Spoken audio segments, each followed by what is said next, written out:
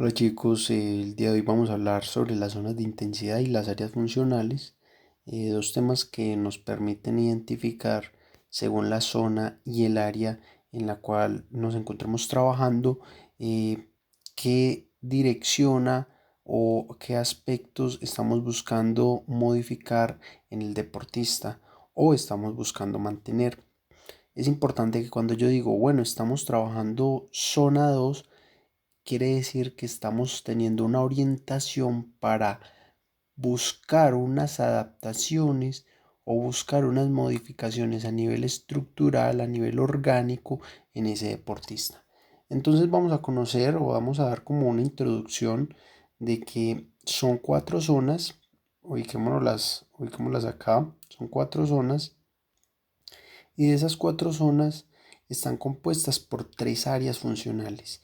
Entonces en la zona uno corresponde el área regenerativa, la zona 2 contempla lo que es el área subaeróbica y la zona 3 va a tener lo que es el máximo consumo de oxígeno, área de máximo consumo de oxígeno, y la zona 3 vamos a ver que no tiene ningún área funcional, sino que es completamente anaeróbica.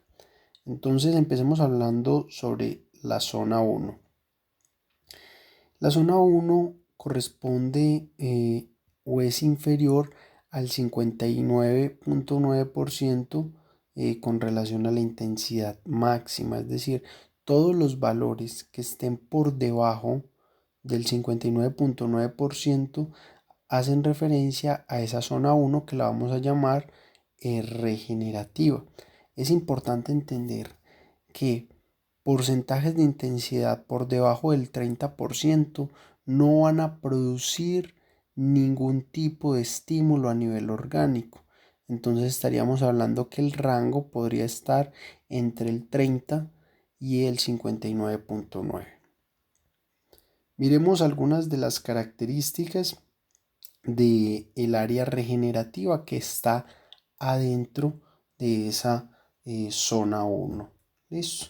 Entonces, por mencionar algunas, vamos a ver que un concepto, resistencia somático, ubiquémoslo acá, quiere decir que muchas personas, incluyendo algunos atletas, pretenden desarrollar una resistencia en el deporte corriendo a un ritmo muy lento, pero no quiere decir, ojo a esto, que se esté desarrollando propiamente la resistencia, sino que se desarrolla ese concepto, resistencia somática, ¿sí? Donde lo que se va a encontrar es que se fortalecen las articulaciones, se fortalecen los músculos, los huesos, pero este tipo de resistencia, como es de tan baja intensidad, prácticamente no se producen cambios a nivel de los pulmones, ni del corazón, ni del sistema cardiovascular. Es más bien un trabajo para mantener un estado de salud, digámoslo así, adecuado. Y miramos que hay unas características como es la alta remoción y oxidación de lactato residual. Por eso es indicado que cuando estemos haciendo un trabajo de recuperación, casi que estemos en una zona uno, sería una zona adecuada. Y también podemos encontrar que se aceleran, fíjense acá, los procesos catabólicos a nivel de lípidos. Vamos a mirar aquí un pequeño video que nos puede ejemplificar algo así de lo que estamos hablando sobre el área regenerativa. Y miremos que es un área que incluye unos procesos de recuperación, una serie de efectos que tienen que ver con activación aeróbica, umbral, aeróbico, estimulación hemodinámica, que hace referencia a la capilarización como tal. También encontramos lo que es la estimulación cardiovascular y respiratoria, el aumento y la oxidación de grasas, que ya lo habíamos mencionado con anterioridad, y muy importante la alta remoción y oxidación del lactato residual que ya también lo habíamos mencionado. Entonces fíjense que esto se puede ver en las pausas activas en una sesión de entrenamiento cuando estamos trabajando en zona uno, ¿sí? Porque lo que estamos buscando es que se produzcan esos procesos de recuperación donde de alguna manera se favorezca la transformación del lactato en energía. Y digamos que zona uno puede utilizarse durante el trabajo de la gran mayoría de sesiones de entrenamiento. Bueno, entonces vamos a continuar ahora con la zona 2, eh, donde tenemos incluida lo que es la área subaeróbica, ¿sí? Y la zona 2 también la llamamos como aeróbica de desarrollo, que corresponde un porcentaje que va del 60 al 79.9 con relación a la frecuencia cardíaca máxima.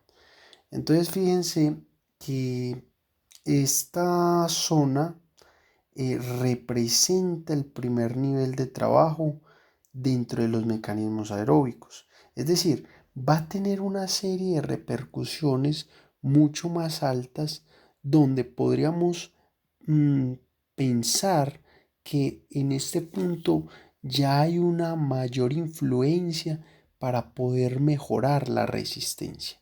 Entonces planteemos aquí otro ejemplo de un trabajo que está ligado en la zona número 2.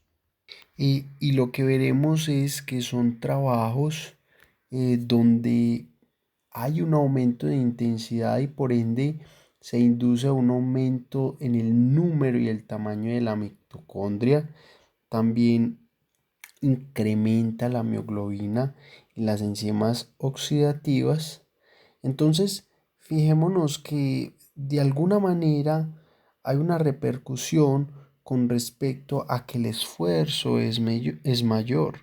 Entonces, a diferencia del otro donde la estimulación no requería una exigencia tan alta, los trabajos dirigidos en esta área subaeróbica ya buscan que se den nuevas adaptaciones, que se busca un mantenimiento de la capacidad aeróbica en deportistas que ya han logrado procesos considerables en, digámoslo, en todo su sistema aeróbico. Y bueno, lo podríamos plantear que son ejercicios que encontramos en gran cantidad de deportes, como son los deportes de conjunto, y sin lugar a dudas vamos a encontrar que esta zona va a producir variaciones a nivel cardiopulmonar, lo cual esto va a favorecer también ese desplazamiento del umbral anaeróbico, que lo hablaremos en videos posteriores, pero que vamos a plantearlo de esta manera. Esto va a permitir que la acumulación de lactato se tarde un poco más. Entonces, la fatiga también se va a demorar en aparecer. Entonces mire que ahí estaríamos hablando del concepto que hay una mejoría con respecto a la resistencia de un estímulo. Y esto es bastante importante porque si hablamos del volumen en un promedio, ¿sí? Porque recordemos que hay deportes con características muy diferentes. El volumen que utilizamos en un plan de un macrociclo, estaríamos hablando que estamos trabajando entre un 50 a un 70% en zona 2. Ojo, recuerden que es un promedio general para la gran mayoría de deportes, pero habrán deportes que no requieran trabajar con una zona de intensidad 2, ya que pues la predominancia metabólica no lo exige. Pasemos ahora a la zona 3, zona mixta, que corresponde entre el 80 al 89.9 y hace referencia al área superaeróbica. Miremos algunas de estas características. Bueno, aquí me parece importante hacer relevancia con respecto al máximo consumo de oxígeno.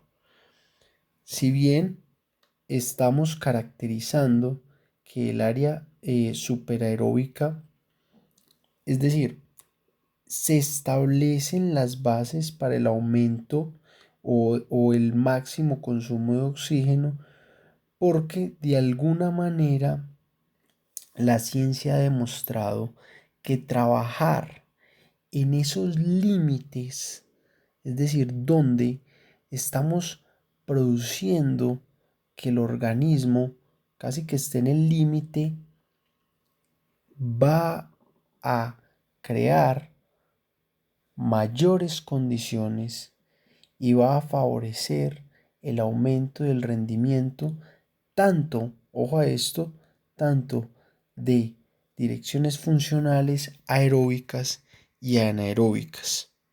Aquí es muy importante resaltar, fíjense a esto,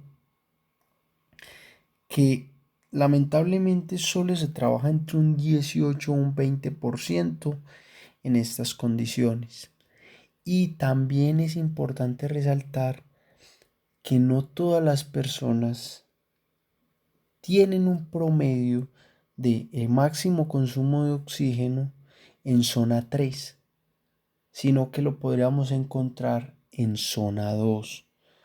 Son, es decir, este debería ser el ideal, que cuando una persona esté trabajando en zona 3, esté en su máximo consumo de oxígeno. Por la misma explicación que les mencionaba con anterioridad, entre más tiempo se demore el organismo para que se produzca lactato residual a nivel sanguíneo, más tiempo se va a demorar para que aparezcan los síntomas de la fatiga. Entonces vamos a mirar a un ejercicio de zona 3. Y bueno, aquí lo que podemos ver en este ejercicio es una intensidad mucho más alta, que por consecuencia de la duración, ¿sí?, va a permitir entender que no es al 100%, puede estar en un rango de entre el 80 y 90%, pero también observarlo es por la duración, ¿sí? Porque es imposible mantener un estímulo durante tanto tiempo. Entonces podríamos plantearnos que es ese juego constante que tenemos que hacer como entrenadores para saber que yo no puedo pretender que un deportista mantenga un estímulo por el 100% durante tanto tiempo. Entonces eso va a estar en el juego pues de nosotros como entrenadores, de saber si es una zona 3 o una zona 2 o una zona 4. Aquí este ejercicio, sin tener que conocer cuál es el umbral anaeróbico de estos deportistas, podríamos especular que están trabajando en una zona 2. Bueno, hay unos ejercicios que quizás por la corta duración sí pueden ser zona 3, pero la acumulación de carga donde la recuperación sea muy corta nos indicaría que el trabajo está direccionado a una zona 3. Miremos este otro trabajo, es lo mismo que les planteo. Los esfuerzos o las carreras pueden ser de alta intensidad. Incluso uno podría pensar, bueno, están haciendo unos desplazamientos del 100%, pero si uno se coloca a pensar con respecto a la duración del ejercicio, poder mantener esa intensidad durante mucho tiempo va a ser un poco complejo. Entonces, aquí lo interesante es que si bien el esfuerzo puede darse en ciertos desplazamientos a una intensidad del 100%, lo más importante y lo relevante es observar cuánto va a durar y cuánto va a ser el tiempo de recuperación. Tenemos que tener una claridad entonces con esta zona 3. Lo primero es entender ese porcentaje del 80 y el 89.9, así se realicen estímulos que sean del 100% de intensidad. Lo más importante va a ser la duración, porque sabemos que es casi imposible que un individuo mantenga más de 10 segundos una intensidad del 100%. Entonces, ahí es donde prevalece los tiempos de recuperación y la duración total del estímulo. Esta zona 3 es una zona muy importante porque es acá donde nos jugamos la posibilidad, donde se aumenta considerablemente el consumo de oxígeno, el máximo consumo de oxígeno. Podríamos estar hablando de que ese porcentaje con relación al consumo de oxígeno no es muy notorio, no va a pasar más allá de un 15% de nuestras capacidades hereditarias, pero se puede lograr. A ver, ¿qué quiero decir con lo anterior?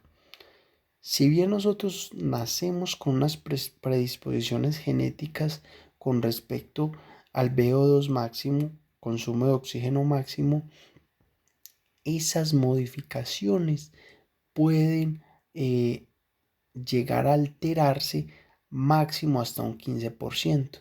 Y si queremos lograrlo, deberíamos de trabajar en esta zona 3 con intensidades entre el 80 y el 89.9 con relación a la frecuencia cardíaca máxima. Y finalizamos con la zona 4, que es la zona netamente anaeróbica, que no va a tener áreas funcionales, no va a tener en ningún área de índole aeróbica, puesto que la intensidad solo está orientada al metabolismo de producción energética a través del sistema anaeróbico. Entonces encontramos que ya acá la tensión de energía no va a estar soportada por el oxígeno. Bueno, es importante resaltar que a diferencia de otros marcos teóricos, no se hace una diferenciación entre anaeróbico aláctico y láctico, sino que se plantea de que la zona 4 solo representa trabajos netamente anaeróbicos. Veamos un video de una orientación netamente anaeróbica. Miremos que en estos ejercicios de corta duración, donde podríamos estar trabajando la rapidez y la velocidad de reacción, son ejercicios muy cortos que podrían implicar el trabajo en estas zonas.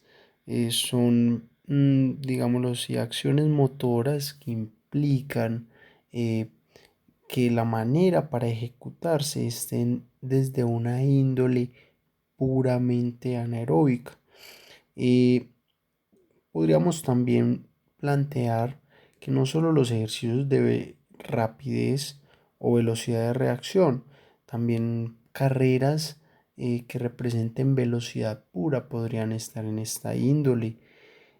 Recuerden que aquí está más orientado a aquellos esfuerzos donde las reservas energéticas y los procesos mitocondriales no se puedan dar. Por ende, se van a requerir otros recursos energéticos, en este caso, insistimos, que sean puramente anaeróbicos. Bueno, con esto finalizaríamos la explicación de las zonas. Eh, Espero que les haya gustado el video y si tienen dudas o preguntas las pueden hacer.